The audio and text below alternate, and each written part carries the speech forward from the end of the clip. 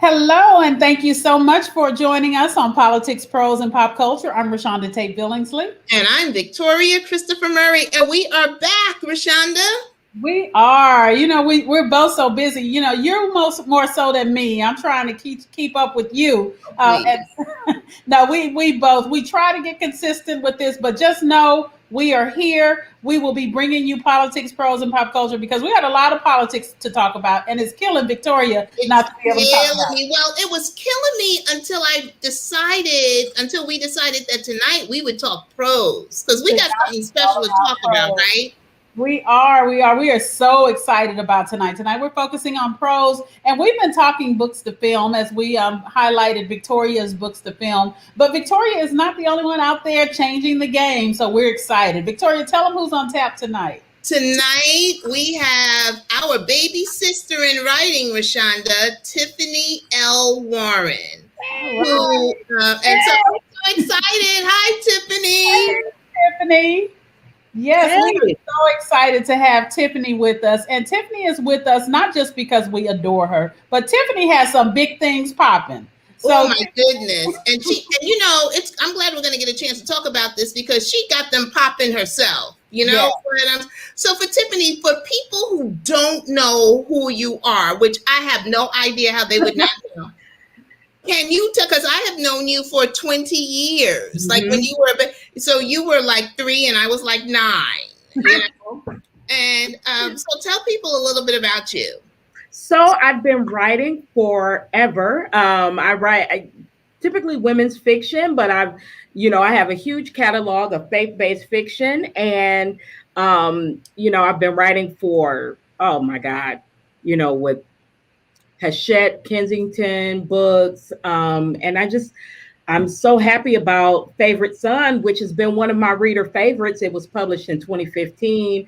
And now it's going to be a movie. So I'm super duper excited, but that's me. There it is. There it is. And I'm excited because you and I started out at the same publishing house. Sure did. With Walkworthy Press. Mm-hmm. And when it closed, they only kept 4 authors. And 2 of them are sitting right here. Right. Yep. That was the very beginning of it all. And I was so happy. Like, I feel like I came along at the time where faith-based fiction was really exploding onto the, marketplace. And, it's just, I've been able to build up a readership with all of these stories that have faith at the center. And, so that'll be good. So tell us a little bit about the book. Tell us a little bit about, a story. Okay. So Favorite Son is about 2 brothers in a gospel singing group. Their names are Blaine and Camden. And they're twins, right? They're twins. They are twin brothers. Mm-hmm. And their group is called So Gifted. And Victoria, the So Gifted name, it stands for God is faithful today and every day, because he is. Hallelujah.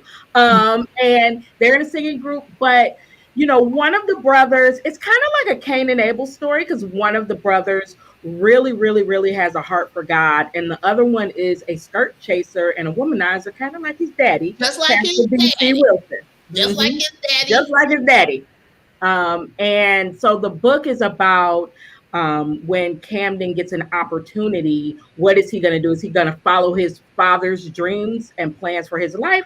Or is he going to follow God's plans for his life? And so that's where the conflict starts for the family and even between the brothers. So it to me, it's a ripe book for a movie, because you've got this strong family dynamic, and the husband and wife, the parents have issues. The brothers have this strong sibling rivalry that they've had since they were kids.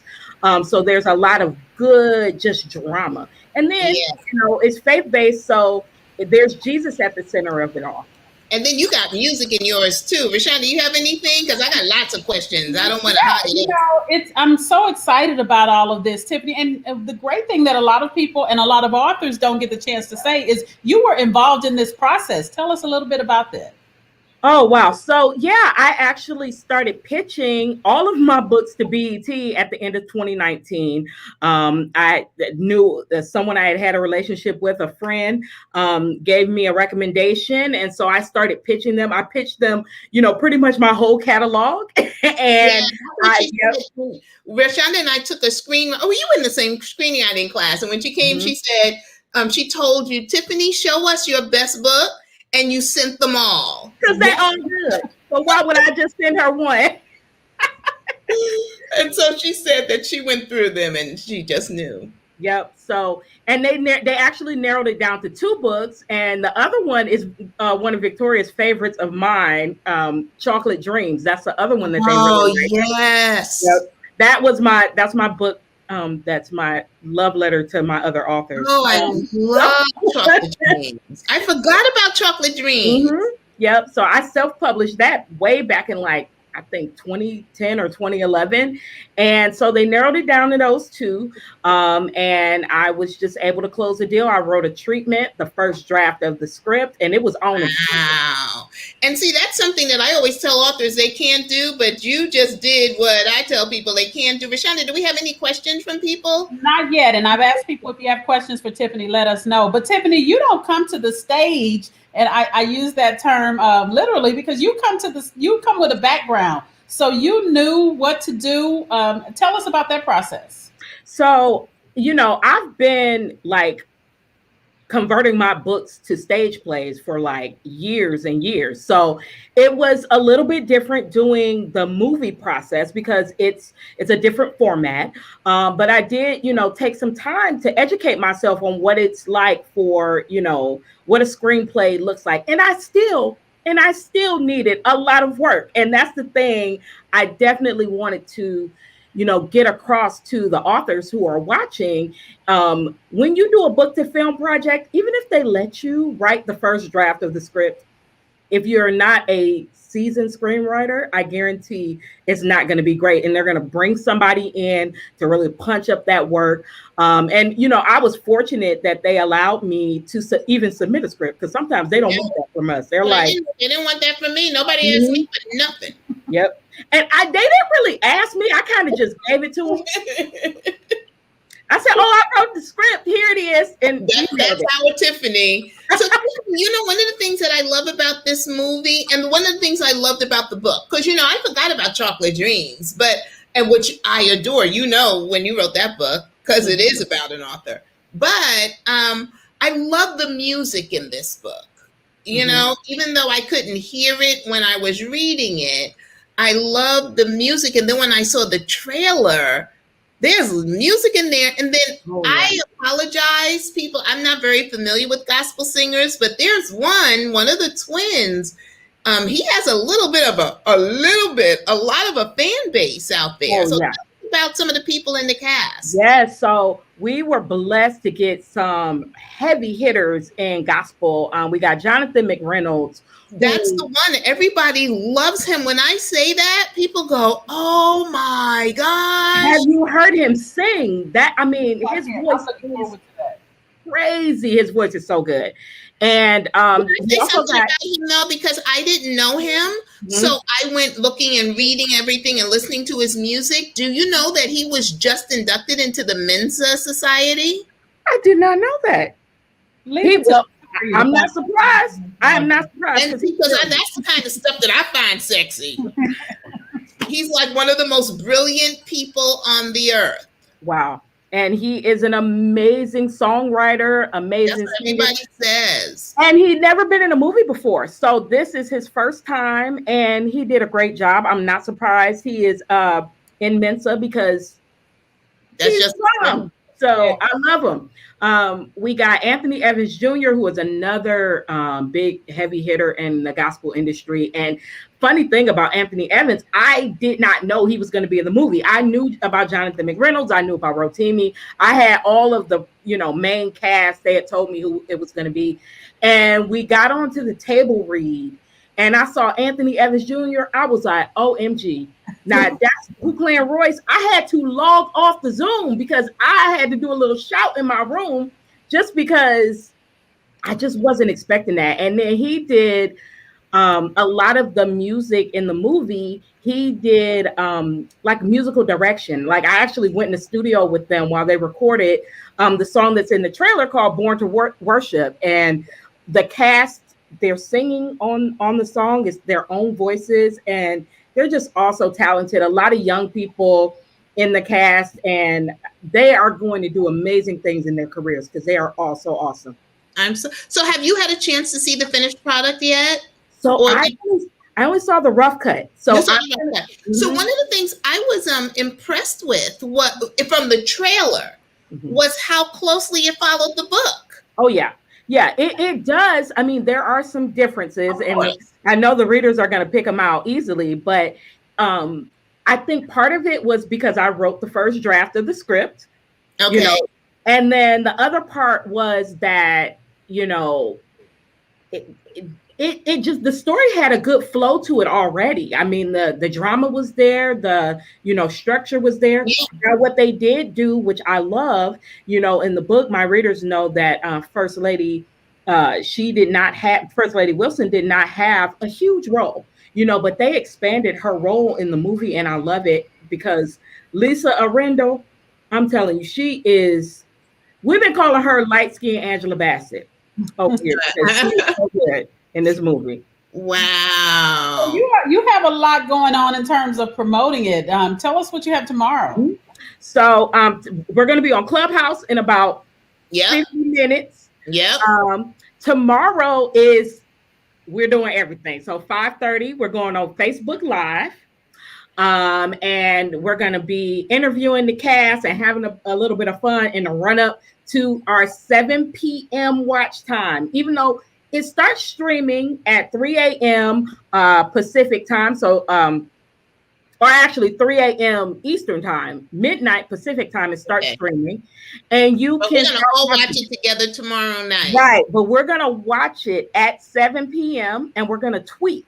And we're going to tweet with hashtag favorite son, and we're going to tag BT Plus so that they know we're watching with them. So, and then after that, we're having a Zoom after party so that you guys can win some prizes with movie trivia. And I think I'm going to give a prize for whoever has the best Facebook Sun Watch Party movie spread, because you got to have your snacks. You got to have, you know, it's faith-based. So if you don't have cocktails, I totally understand.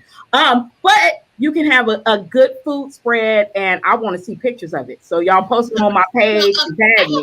I have a question about that because I'm going to come to your house to watch it. So there are no cocktails. I didn't say that we wasn't having cocktails. Oh, I don't know. Put me on blast. I'm just saying. You know. So Tiffany, I'm wearing this shirt that says Black Authors Matter because as I close out, I really want to talk to everyone about the importance of this. You know, I was asking you before we started, were you excited? And of course you're excited, but you said you're feeling stressed. And I felt that same stress because for us, it's not just about a great movie. ReShonda felt the same thing when she did her movies. It's not just about seeing a pretty movie. We have to be concerned about the numbers, don't we? We really do. And because this is on BET's streaming platform, they are really watching to see, you know, how many downloads or, you know, how many streams happen of the movie. And it's not just for me. It's, you know, there are so many book to film projects that are in the works. And they, you know, there are screenwriters all over the place that they don't have to pay for book rights. You know, that's an extra expense for the producers. They do book to film projects because they believe we have influence with our readers and that we can bring people over and watch the movie.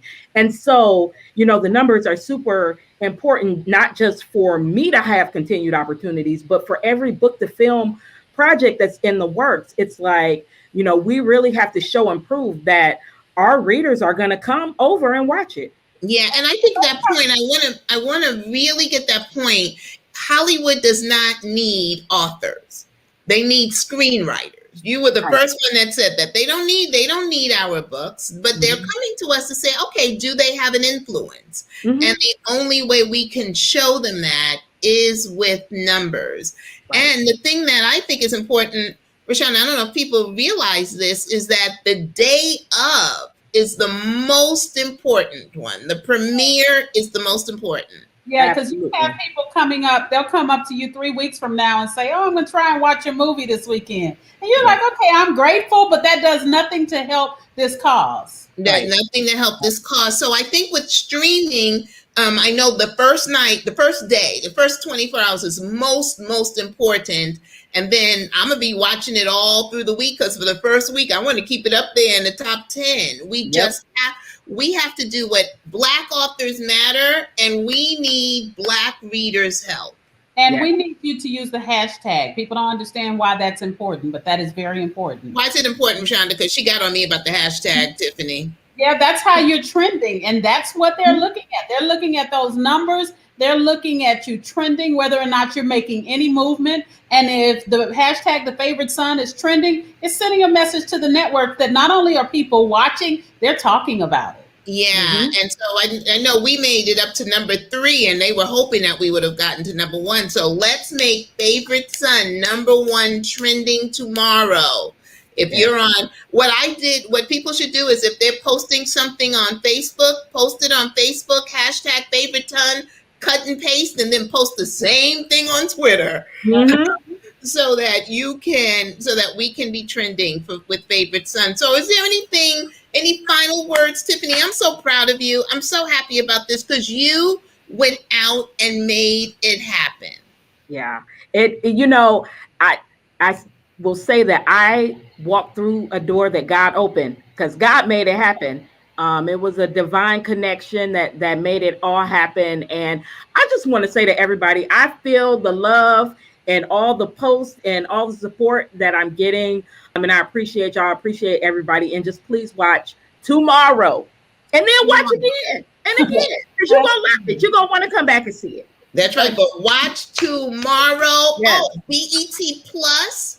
And so people don't know how to get BET. Just Google it and then download it for free. Watch the 7-day trial. That's all we're asking. And we think they'll like it and stick around because we're going to make this such a success that BET is going to be like, okay, we want more. We need more. What else you got? Black authors. Yeah. So let's make sure that Tiffany is not stressed. I had enough stress for both of us. All right. Well, that is our time. Tiffany, thank you so much for taking time out. Love y'all. We love you, and I will see you tomorrow, Tiffany. I will be there. Oh, but wait a minute. I'll be on in 45 minutes on Clubhouse. Okay, yeah, come over to Clubhouse, y'all, and ask industry questions because we are doing a for real industry chat with the movie producer. So come on over. And then, so that'll be perfect. Perfect. All right, y'all have a good one. Okay, bye.